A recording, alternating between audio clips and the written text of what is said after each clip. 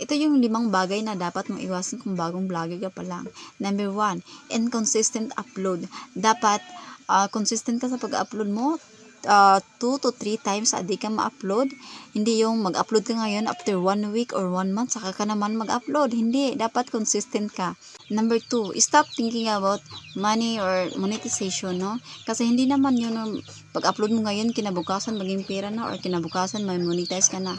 Kasi nga yung ibang vlogger na naging successful sila pero hindi lang isang video yung ginawa nila, kundi daan-daang video. Kaya, more sipag pa. Number 3, hindi ka mag-focus sa mga perfection, no? Na dapat maganda ako, dapat perfecto yung pagkagawa ko ng video na ito. Kasi it's a normal talaga na kung bagong vlogger ka pa lang, normal na mauutal ka, but in the end of the day, matutunan mo rin. Number 4, wag mo kumpara yung sarili mo sa iba. O nabuti pa si Tampulana, naging na-monetize na, ang dami niyang views, no? Wag mo kasi, pag ikumpara mo yung sarili mo sa iba, may possibility na ma-stop vlogging ka. Kaya i-enjoy mo lang.